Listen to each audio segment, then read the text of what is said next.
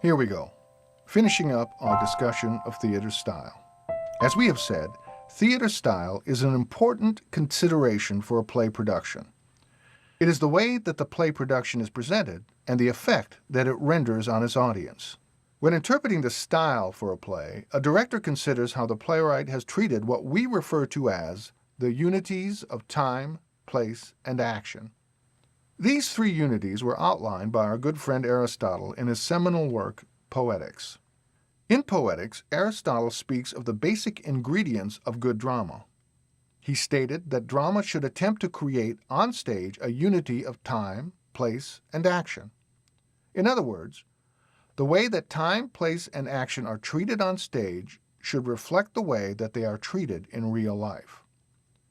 To this end, realistically styled plays tend to observe the unities of time, place, and action. Theatrical plays are not concerned with these unities. So let's take a look at how the unities of time, place, and action are rendered on stage. The unity of time suggests that the stage should treat time in the same way that time is treated in the real world. What does this mean? There is a concept in drama that is referred to as real time. Real time asserts that if the play is 2 hours long, then the time the characters experienced on stage should be 2 hours. Let's take a look at Master Harold and the Boys. The typical running time of that play is approximately 90 minutes. When the play is being performed, we are observing 90 minutes of the characters' lives, the same exact amount of time for the play to run. That is real time. On the other hand, if we look at Romeo and Juliet, how much time have Romeo and Juliet experienced in the 2 hours that it took for the play to run? Certainly more than 2 hours. There is at least a few weeks' time that transpires between the opening scene and the death of Romeo and Juliet. But it happens during what the prologue refers to as the 2 hours traffic of our stage. This treatment of time is often referred to as double time. Realistic plays tend to observe the unity of time, while theatrically styled plays tend to ignore the unity of time. The unity of place suggests that the stage should represent a single location during the action of that play. We see this with Master Harold and the Boys. The stage represents the interior of St. George's Park tea room throughout the action of the play.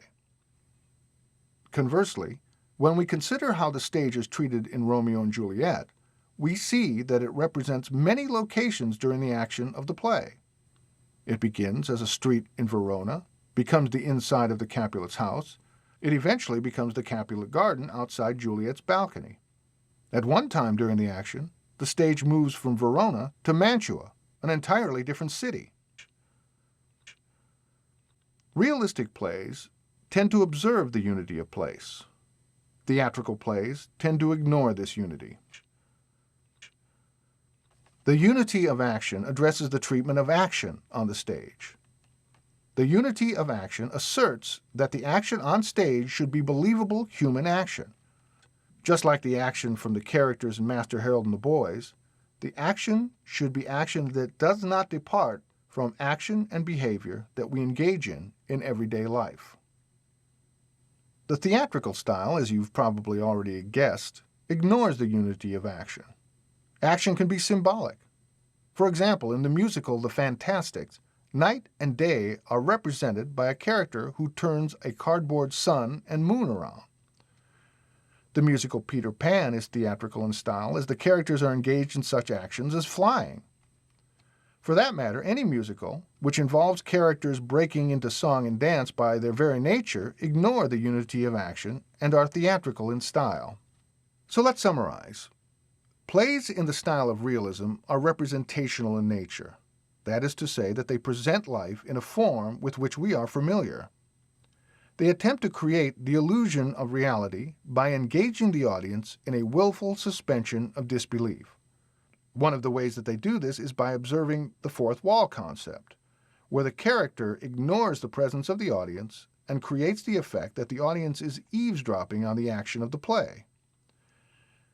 Realistic plays are also most like life because they tend to observe the unities of time, place, and action.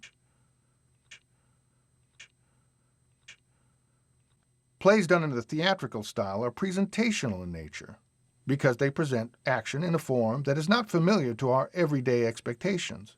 The result is that they create a play that is more like a story told with dramatic action than a reenactment that unfolds before the audience.